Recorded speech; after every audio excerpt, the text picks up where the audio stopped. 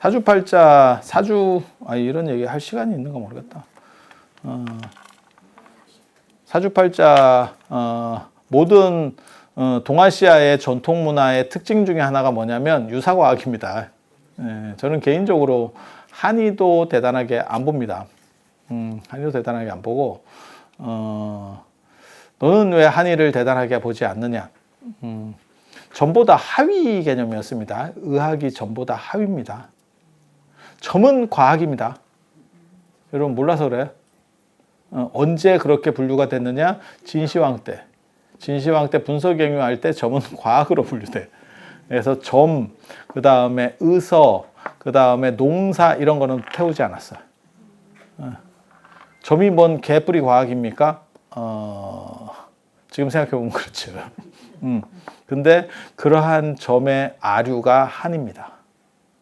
한입니다. 그래서 제가 전에 얘기했잖아. 나도 내가 진짜 나이 먹고 이러니까 이렇지만 내가 좀 더 젊고 머리도 좋고 이랬으면 김용옥 선생 같은 생각을 했을 수도 있을 거다. 김용옥 선생이 왜 동양철학 하던 사람이 한의대를 갈 수 있었느냐? 야, 인접학문이라니까.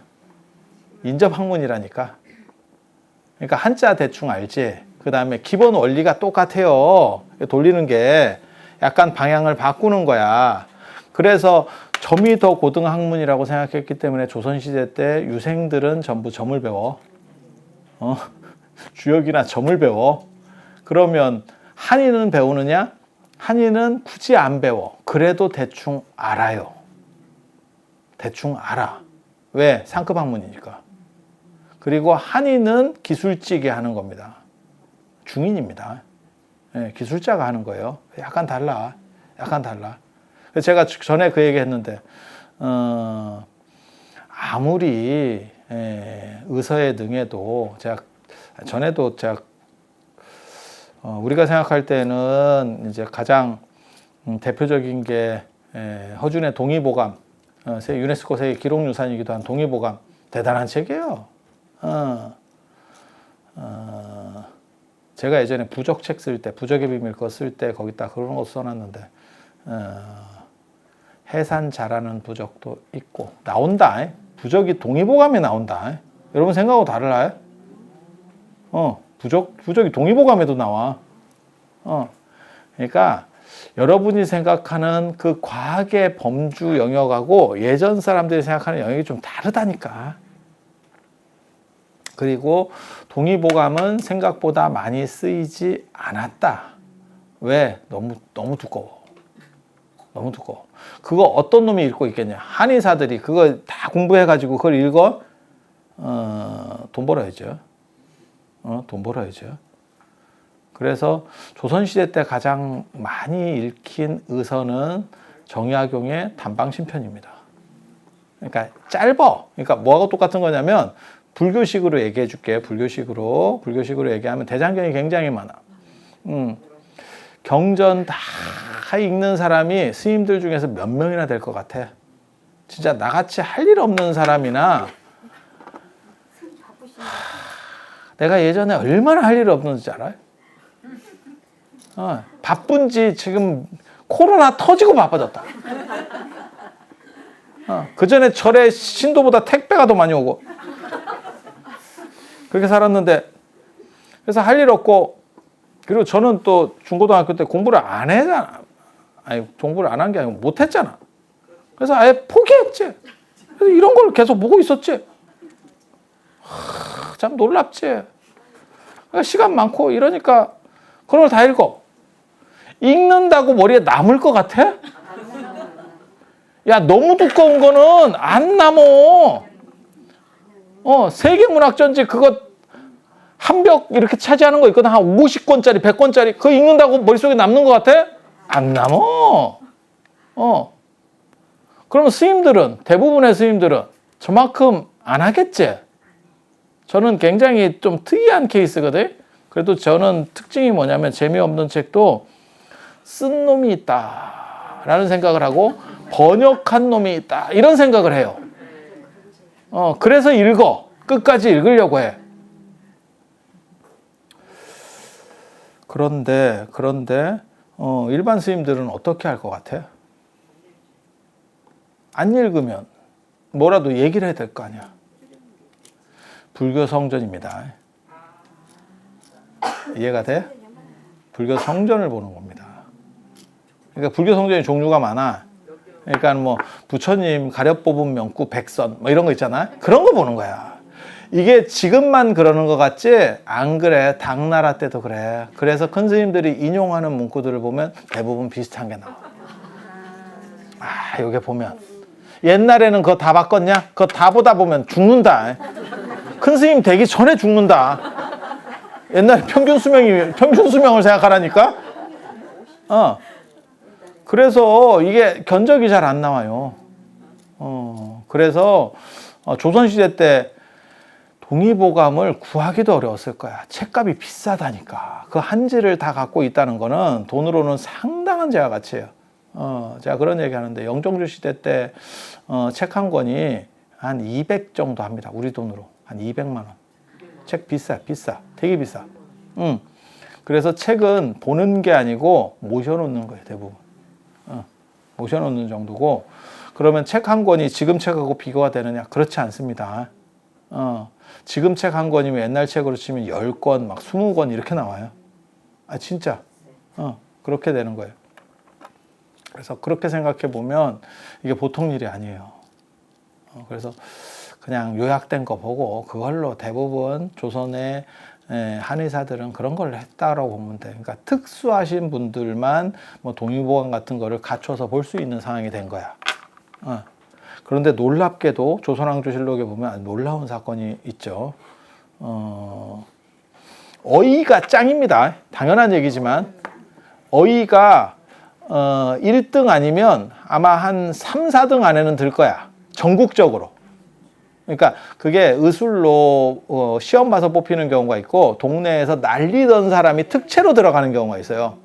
우리도 연예인들 이렇게 보면 시험으로 들어가는 사람이 있고 뭐 아이돌 출신이에요 뭐 이러면 그냥 즉시 들어가잖아. 이해가 되죠? 개그맨도 그렇고 뭐 그랬었잖아. 그래서 특채 출신이 어떤 경우에는 더 세요. 그 사람은 임상 실험을 통해서 얻은 데이터가 엄청난 거야. 동네 짱. 그 사람한테 뭐 침 한 번만 맞으면 뭐 기가 막히대 뭐 이런 거 있어. 그리고 그 신기하긴 신기해. 난 그거 신기해. 구안화사 있잖아. 입 돌아간 거. 진짜 침을 잘 놓은 사람은 한 방에 쑤시면 돌아온다. 그리고 그거보다 좀 떨어지는 사람은 쑤시면 돌아오고 빼면 돌아간다. 진짜야. 진짜야. 진짜라니까. 그리고 이제 쩌리들은 쑤셔도 안 돌아와. 그래갖고 왜 그래? 왜 안 돌아와요? 이러면 뭐 한 달 맞아야 된대. 그렇게 얘기한다니까. 근데 요즘은 그런 침쟁이가 없어요. 그게 왜냐면 한의사들이 그 침쟁이들을 구박을 했지. 그러니까 지그들 밥그릇 위협한다 그래가지고 못하게 해가지고 다 이제 그게 어떻게 보면 제대로 된 명맥이 끊겼어. 지금 상황들이 더 안 좋아진 거예요. 그런데 조선왕조실록에 보면 어이하고 왕하고 싸우는 사건이 벌어지죠. 그게 정조입니다. 정조입니다. 어이가 얘기하는데 제가 늘상 얘기하는 게 있거든요. 딴 건 몰라도 아무리 그 사람이 지위가 높고 그 다음에 뭐 권세가 있고 이래 지금도 마찬가지예요. 뭐 내가 재벌집 아들이에요. 안 그러면 무슨 뭐 장관이에요. 이래도 전문가한테 걸리면 끝납니다. 전문 영역에 걸리면 그냥 선생님 하는 거야. 그러니까 예를 들어서 내가 장관이라도 의사한테 내가 지금 아파서 의사한테 갔어. 그럼 선생님이지 뭔 내가 거기 그걸 어떻게 맞서? 좀 잘 봐주세요. 이거지. 아니 맞잖아. 그 이상 할 얘기가 없잖아. 그러니까 최고급한테 갈 수 있는 어떻게 보면 조금 더 열린 그 사람한테 그 길이 있는 거지. 내가 위치가 높으면 내가 뭐 예를 들어서 머리에 뭔가 지금 저거 막히고 있어. 그러면 우리나라에서 제일 잘하는 그 의사한테 최상의 치료를 받을 조건이 잘 나가는 사람한테 있는 거지. 그걸 따질 수 없잖아. 너 왜 그렇게 치료해? 이거는 성립이 안 돼. 어디다 갖다 대서 그 얘기를 해. 많이 맞잖아. 그냥 믿고 맡기는 거지. 예. 촌지나 찔러주든지. 뭐 어떻게 할 거야? 뭐 아무 방법이 없잖아. 그죠? 그런데 정조는 어이랑 싸워요. 그것도 계속 싸워. 그 얘기는 뭐예요? 그만큼의 이게 된다는 얘기예요. 야, 그게 현실적으로 가능할까? 그 이유는 인접학문이라서 그래요. 그러니까 우리가 예를 들어서 저 양이랑 싸울 수 있느냐? 절대 이건 성립이 안 됩니다. 그런데 한이랑 치료가 아니고 원리를 가지고 얘기를 하잖아요. 해볼 만합니다. 어떻게 보면 제가 이길 수도 있어. 우리는 철학 쪽이잖아. 그러니까 원리 돌리는 거고 걔네는 실무예요. 그러니까 뭐하고 똑같은 거냐면 제가 그 있잖아. 미술하고 미술사의 차이. 예. 미술은 손으로 그리는 거고 미술사는 입 터는 거거든. 작품이 어떻고 저렇고 입 터는 거야. 예? 시인이 있고 시평을 하는 사람이 있어. 그 입 터는 사람이거든. 입으로 붙으면 실무자가 진다. 아니야, 맞아. 그래서 그게 원리적으로 들어가면 우리 같은 사람이 이길 수도 있다니까. 걔네. 지가 한다고 그 원리를 아느냐? 아니에요. 안 그렇습니다. 네. 그래서 전보다 하위예요. 그리고 왜 조선시대 사람들은 양반이나 이렇게 공부하는 사람들은 한이나 이런 게 쉽게 되느냐? 그거는 전보다 하위 개념이 한이에요. 그리고 같은 원리를 가지고 응용을 해요. 그러니까 뭐하고 똑같은 거냐면 붓글씨 잘 쓰는 사람이 그림도 잘 그린다라는 얘기가 있거든요. 왜냐하면 제가 얘기하는 거 있어요. 서화동원이라고 나오는데 당나라 장원원의 역대 명화기에 보면 서화동원이라고 서화 글씨하고 그림은 같은 근원을 가진다. 상형문자고 그 다음에 그림 그리는 붓과 그 다음에 글씨 쓰는 붓이 분화가 안 돼요. 동아시아는. 그게 굉장히 큰 차이거든요. 그러니까 서양 같으면 펜하고 유화를 그리는 사람이 붓을 써. 그거는 이게 인접이 될 수가 없어. 그러니까 이걸 바꿔서 할 수가 없어. 완전히 기능이 다른 거예요. 근데 이쪽은 그놈이 그놈이야. 그놈이 그놈이야. 지금 같은 도구를 쓰거든. 그러니까 도구를 잘 쓰는 사람이 이길 수 있는 거예요. 그게 문인화거든. 네, 문인화. 그러니까 우리 들어봤잖아. 석파대원군 이하응이 난초 그림에 그 당시 짱이었다.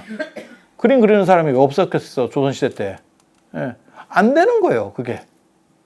이런 말도 안 되는 일이 이루어지는 거는 같은 근원을 가진 인접학문이라서 그래요.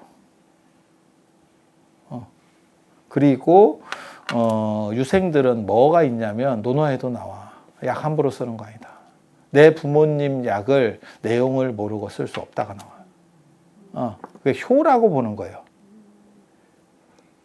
불투명한 상황에서 약 잘못 써서 더 안 좋아질 수 있잖아요. 그러니까 기본적인 거는 배워라 라고 하는 개념들이 존재하거든요. 그리고 한약이라는 게 그렇게 어렵지 않아요. 지금은 우리가 안 보는 물건이니까 어려운 거고 우리 예전에 있었어. 여러분도 많이 보셨을 거예요. 어른들 보면 약첩을 가지고 와서 펼쳐가지고 말리면서 자기가 빼고 놓고를 해요. 야, 이거 먹으면 흰머리 나 이러면서 빼고 아니 그걸 한다니까 당신들이. 그러니까 그냥 주변에 있던 식물들하고 관련된 거고 그 영역을 넓히는 게 농경사회에서는 그렇게 어렵지 않아요.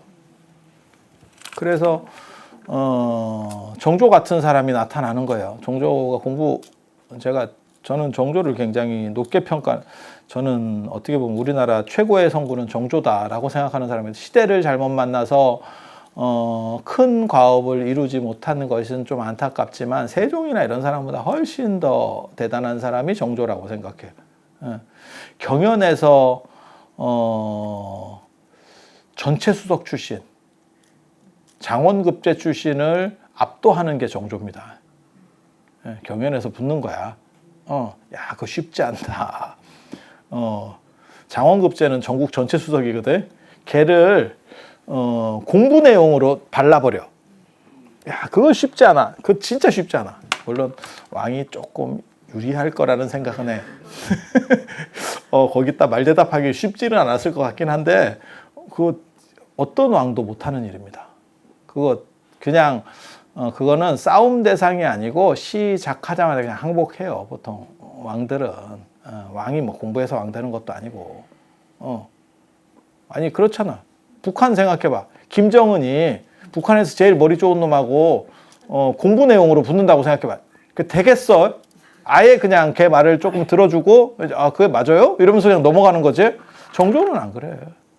네. 그래서 어이하고 싸워. 그게 가능한 거는 인제방문이에요. 그리고 사주팔자라는 거는 사주팔자라고 하는 것은 점과 관련된 부분이고 식간십이지 돌리는 거거든요. 주역하고는 또 약간 달라요. 예. 근데 주역보다 이게 사주팔자가 떨어진다고 말해야 돼. 이거는 법칙성의 문제예요. 사실 사주팔자는 법칙성의 문제고.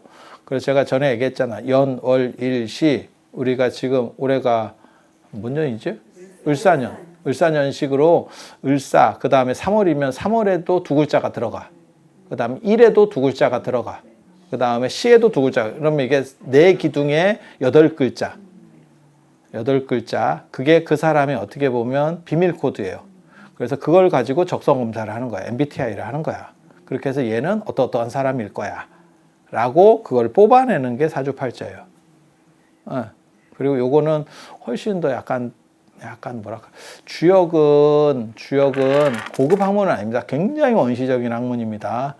그래서 주역은 처음부터 안 맞는다고, 공자 때 벌써 안 맞는다고 생각해요.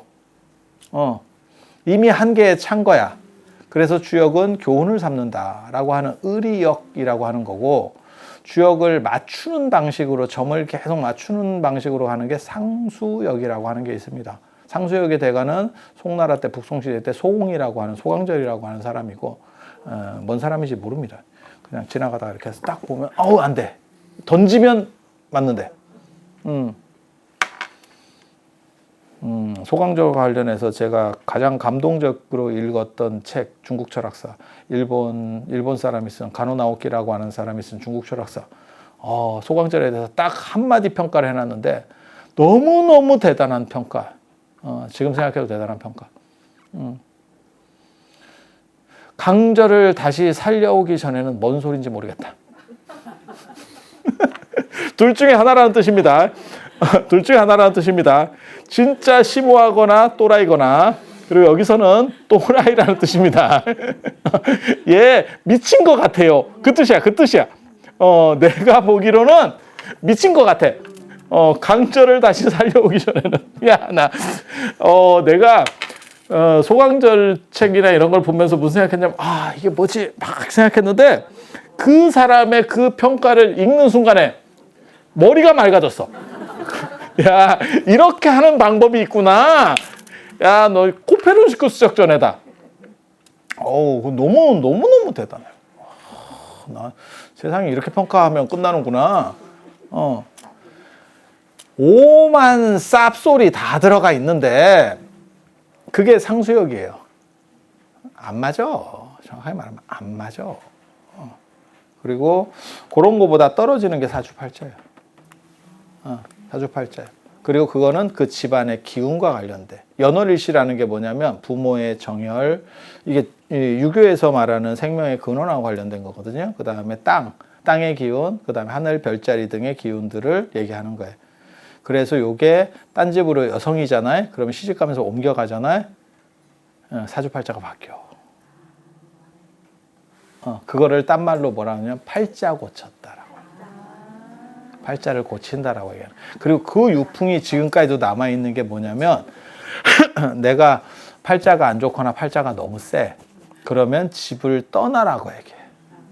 그러니까 방금 얘기했잖아요. 그 사람의 기질을 얘기하는 게 아니고 사주팔자가 단순히 기질만을 얘기하는 게 아니고 땅의 기운, 그 다음에 그 사람이 만들어지는 생존 조건하고 관련되는 거예요. 그래서 그 기질이 다른 데로 넘어가 버리면 이게 오작동을 일으켜. 그래서 무효가 돼.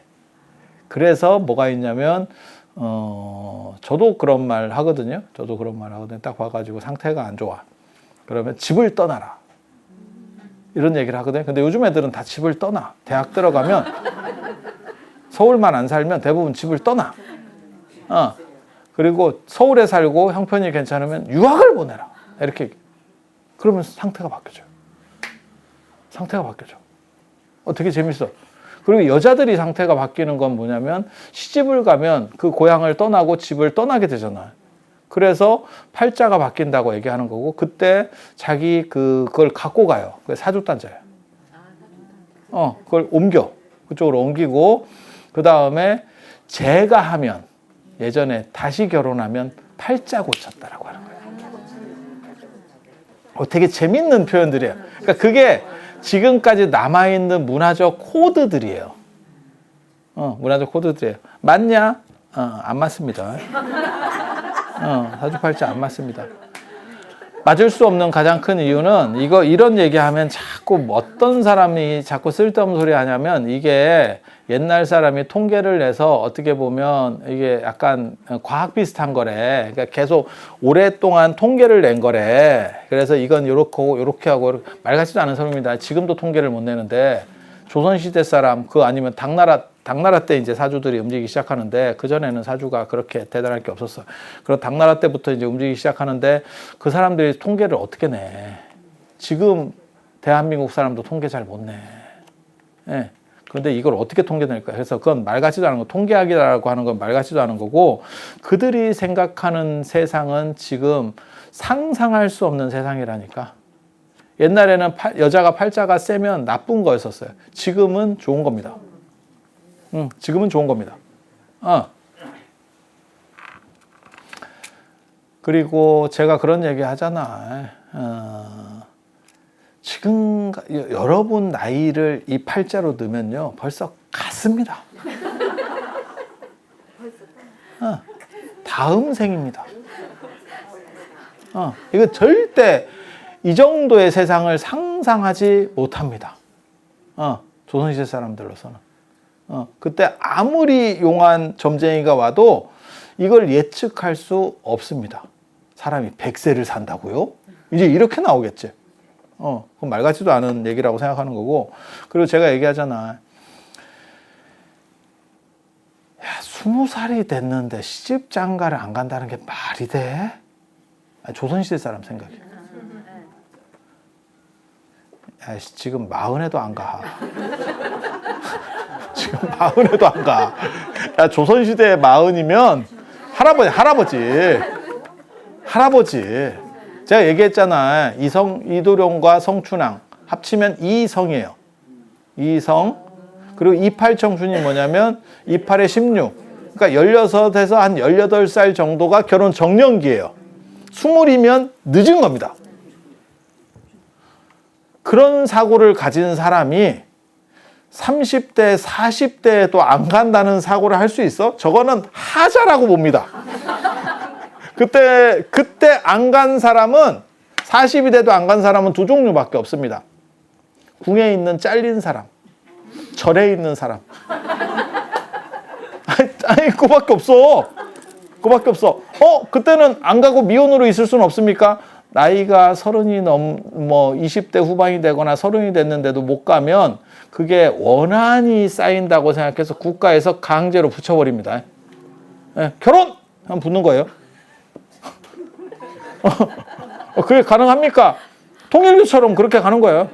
근데 한번 생각하면 국가에서 붙이는 거나 부모가 붙이는 거나 뭔 차이가 있는데 어차피 뭐 얼굴 보고 하는 것도 아닌데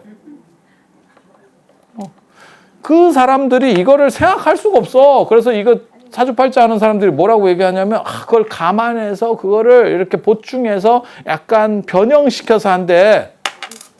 그러면 야매. 예. 원판은 안 되는 거고. 그 변형은 다 너희들 자기로 하는 거 아니야. 원칙이 있냐? 그러면 안 맞는 거지.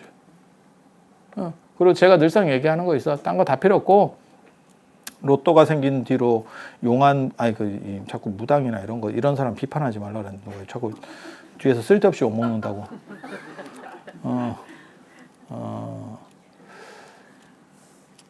예지력 있는 모든 사람들은 로또를 맞추는 게 됩니다. 로또 맞추면 되고요. 쓸데없이 전 보면서 돈 벌 필요 없습니다. 그리고 우리나라 로또 하지 마시고요. 미국이나 유럽 쪽에 가면 1,000억짜리 나옵니다. 1,000억짜리. 예, 그리고 상금 누적됐을 때 전에 1조 나왔습니다. 1조. 세금 다 떼어도 아마 한 50%는 줄 겁니다. 그러면 평생 점 안 봐도 됩니다. 평생 점 안 봐도 됩니다. 자신이 있으면 제가 투자할 용의도 있습니다. 비행기 값 투자 가능합니다. 얼마든지 가능합니다. 야, 그거 번호 맞출 수 있는 사람만 있으면, 슈퍼볼 이런 거, 야, 번호만 맞출 수 있으면, 야, 그거 펀드도 된다. 펀드도. 야, 그거 같이 돈 벌기 쉬운 게 어딨어. 제가 얘기했잖아. 그거 만약에 한 번만 맞출 수 있으면 미국 가서 한 번 하고, 그 다음에 유럽 가서 한 번 하고, 또 다음 주에 미국 가서 또 한 번 하고. 야, 그러면 조 단위 부자로 올라갑니다. 우리나라의 뭐 재벌들이 돈이 얼마나 많은지 내가 정확하게 모르겠지만, 진짜 대단하신 분들 말고는 조 단위로 재산을 가진 사람은 거의 없을걸? 그러니까 경영권을 가지고 있고 자기가 움직일 수 있는 거지. 은행에 1조를 꽂았어요. 야, 거의 없을 거다. 진짜 우리나라에서 몇백 명도 안 될 거예요. 그 정도 들 정도면 뭐 몇백 명은 뭐 있어. 한 100명이나 되려나? 뭐 거의 없을 거야. 진짜. 우리가 익히 아는 사람들 외에는. 당신이 될 수 있습니다. 당신이 될 수 있습니다. 야, 1,000억씩 몇 번만 돌면 되잖아. 로또로는 이거 뭐 1조 만들려면, 야, 이거 영원 폭발해도 안 돼. 그냥 미국 가. 그 비행기 싹 좀 들여가지고, 야, 이코노미 탈 필요 뭐 있냐? 그 비즈니스 타고 가. 1,000억 벌 건데 뭐. 뭐하러 여기서 그 예매해가지고 뭐 용한데 뭐 2년 뒤까지 예약돼 있어요. 뭐 이런 거. 아휴. 야, 그거 추적해. 계속 사람 만나서 몇십만 원씩 삥 뜯지 말고 미국 가서 슈퍼볼 있다. 영어가 안 돼요. 야, 그거 통역 데리고 가. 1,000억 벌면 그 통역 줄 쓴다. 줄 서. 야, 1,000만 원만 줘봐라. 그냥 다 애들 그냥 줄 서 있다. 줄 서 있어. 아이고 참 깝깝하다. 물론 미국에서는 최영 장군이 안 실릴 수도 있고. 조금 그런 단점이 있을 수도 있긴 한데 괜찮아. 그래서 이거 안 맞아요. 안 맞아요. 근데 뭐 어떤 부분에서는 맞냐면 아주 안 맞지는 않아. 그러니까 뭐하고 똑같으면 MBTI나 이런 것도 별로라고 생각하거든. 그러니까 언뜻 좀 생각해보면 그럴 것 같기도 해. 그런 정도 차원에서만 생각하면 돼요. 그리고 요거 가지고 이제 그나마 많이 하는 게 뭐냐면 그냥 있는 대로만 얘기해 드릴게요. 자식들 뭐 궁합 보고 이런 거. 정보가 전혀 없어. 자식이 오냐? 안 와. 엄마만 왔어. 그래서 엄마가 뭘 이렇게 전해주는데 걔가 어떻다라고 전해주는데 이미 판단이 들어가 있어. 듣고 있으면 이미 판단이 들어가 있다니까. 그런 거 하면 뭐 이런 거라도. 근데 제가 보기에는 사주팔자가 MBTI만 또 못할걸? MBTI만 또 못할걸? 만약에 사주팔자가 MBTI보다 더 확률이 높으면 왜 인터넷에서 사주팔자로 MBTI 같은 영향력이 안 되겠어? 그리고 세계 MBTI는 그래도 하는 사람 많대. 우리나라만 있는 게 아니고 외국에도 많아. 근데 이게 되면 왜 걔네들은 이거 안 할까? 그냥 그렇게 생각하면 돼. 아까 얘기했잖아. 너무 좋은 기회가 나에게 오면 왜 하필 그 기회가 나에게 올까 생각해야 되고 남들이 다 안 하는데 그게 맞대 이러면 왜 다른 사람들은 바본가? 이 생각을 한 번만 하면 돼. 그러면 답은 나와요. 그래서 오늘 이 정도 얘기하고 시간이 많이 됐으니까 다음 주에 좀 이게 사람이 자꾸 좀 쭈는데 이러다 다 제 책임이라고 생각합니다. 아유 사람 됐지. 내가 그렇게 생각할 사람은 아닌데 그래도 오늘 약간 겸손한 모습으로 해서 다음 주에 7시 반에 또 배울 수 있도록 그렇게 하겠습니다. 자, 들어서 감사합니다.